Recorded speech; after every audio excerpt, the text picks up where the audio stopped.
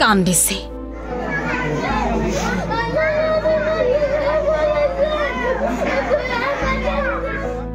সকলোৱে কেৱল কান্দিছে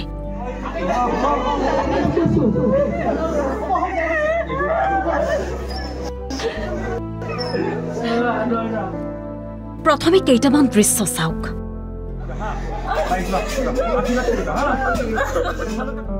এই যে কান্দি কান্দি গামোচা লৈ আছে এইগৰাকী প্ৰধান শিক্ষক তৰুণ চন্দ্ৰ কলিতা সকলোৱে তৰুণ ছাৰ বুলিয়েই মাতে 1988 চনৰ পৰা ছয়গাঁৱৰ আচলপৰা প্ৰাথমিক বিদ্যালয়ত শিক্ষকতা কৰা তৰুণ ছাৰে আজি চাকৰিৰ পৰা অৱসৰ ললে হে তৰুণ ছাৰৰ বিদায় পৰত বিদ্যালয়খনত উঠিছে কান্দোনৰ ৰোল সহযোগী শিক্ষক শিক্ষাৰ্থী অভিভাৱক সকলোৰে চকুত কেৱল চকুলো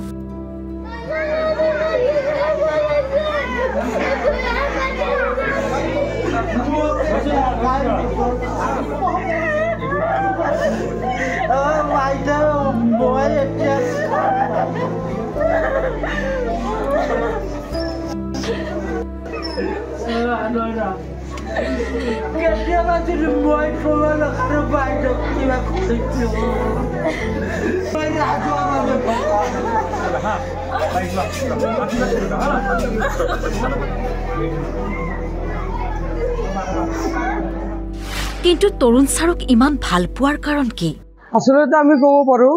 বহুত দুখ আৰু পৰিতাপৰ বিষয় ইমান ভাল শিক্ষক এজন আমাৰ এইখন স্কুলৰ পৰা আজি বিদায় ললে যে আমি যেটো কথা আমি ভাষাৰে প্ৰকাশ কৰিব নোৱাৰো স্যাৰ ইমানেই ভাল আছিল ছাত্ৰ ছাত্ৰীক যেনেকৈ তেওঁ প্ৰচেষ্টা কৰি যিমান কাম কৰিছে এজন ছাত্ৰ ছাত্ৰী যদি স্কুলত অহা নাই তেওঁৰ ঘৰলৈ লগে লগে কিবা কৰি গৈছে তাক ইয়াত আনিছে কোনোবা ছাত্ৰ ছাত্ৰী লেতেৰা হৈ আহিছে গা ধুৱাই দিয়া আৰু কিবা কৰি দিয়া কাপোৰ পৰিষ্কাৰ কৰিবৰ কাৰণে যদি ঘৰৰ মাক দেউতাকৰ যদি পইচা নাথাকিলে ছাৰে নিজেই চাপ আৰু চাবোন কিনি ঘৰত দি আহিছে ল'ৰাটোক স্কুললৈ পঠাব ইমান কষ্ট কৰি স্কুলখনৰ ইমান আগতে ছাত্ৰ ছাত্ৰী নাছিল ছাৰে অহাৰ পিছত স্কুলত ছাত্ৰ ছাত্ৰী নজৰা হৈ গৈছিল তো আমি ছাৰক আৰু কিহেৰে কুই ভাষাৰে আমি বিদায় দিম আমাৰ বিদায় দিয়াৰ কোনো ভাষা নাই আৰু এই গুণসমূহৰ বাবে তৰুণ ছাৰৰ বিদায় সহজভাৱে মানি ল'ব পৰা নাই ছাত্ৰ ছাত্ৰী অভিভাৱক তথা সহযোগী শিক্ষকে হয় আজি কিছুহল আমি মৰ্মাহত হৈছো কাৰণ 1988 চনৰ পৰা 2024 চনলৈকে তৰুণ চন্দ্ৰ কলিতা দীৰ্ঘদিনীয়া চাকৰি জীৱনৰ পৰা আজি আনুষ্ঠানিকভাৱে নহলেও 31 জানুৱাৰী তাৰিখেতো আনুষ্ঠানিকভাৱে অৱসৰ ল'ব সেই হিচাপে আজি এখনি বিদায় সভা আহ্বান কৰিছিলে আৰু উক্ত সভাতে আমি যে পৰিৱেশ দেখিবলৈ পাইছো সঁচাকৈ আমিও মৰ্মাহত হৈছো কাৰণ শিক্ষক হিচাপে তৰুণ চন্দ্ৰ কলিতা এজন আদৰ্শ শিক্ষক আছিলে শিক্ষক বুলি ক'ব লাগিব কাৰণ তেওঁ বিভিন্ন বিদ্যালয়ত তেওঁৰ যিটো শিক্ষাদানৰ যি মানে নিয়ম নীতি অলপ বেলেগ ধৰণৰ হয় বেলেগ শিক্ষক অলপ বেলেগ দেখিবলৈ আমি পাইছো তো ছাত্ৰ ছাত্ৰীৰ লগত যি সম্পৰ্ক বা স্থানীয় অভিভাৱকৰ যেনেকুৱা এটা খুব সম্পৰ্ক আছিলে সঁচাকৈ আমি আচৰিত হৈছো যে আজি এই অনুষ্ঠানত আমি দেখিবলৈ পাইছো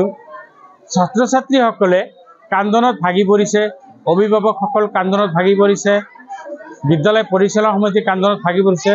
আনকি এই অনুষ্ঠানত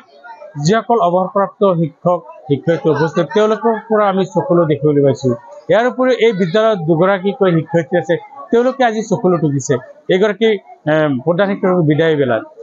তো আচলতে শিক্ষকগৰাকীৰ বিৰুদ্ধে বিষয়ে আমি একো নকওঁ কাৰণ তেওঁ এজন ভাল শিক্ষক আছিল বুলি আমি জানো তেখেতক আমি দীৰ্ঘায়ু কামনা কৰিছোঁ আৰু যিকেইদিন পৃথিৱীত জীয়াই থাকে ভালদৰে জীয়াই থাকক সুস্বাস্থ্যৱান হৈ জীয়াই থাকক তাৰে আমি কামনা কৰিছোঁ সোণতলীৰ পৰা নয়ন আলীৰ ৰিপৰ্ট অসম লাইভ 24